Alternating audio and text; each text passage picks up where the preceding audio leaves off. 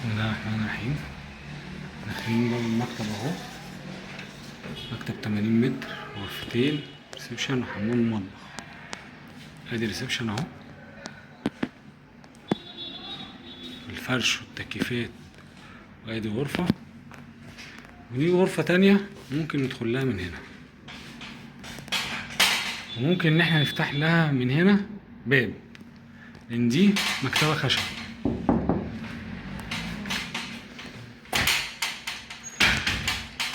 طيب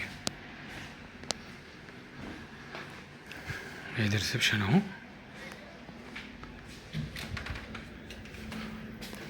ده طبعا مطرح التشطيب. في هنا غرفة فيها شوية حاجات، دي على الشارع برضه على طول.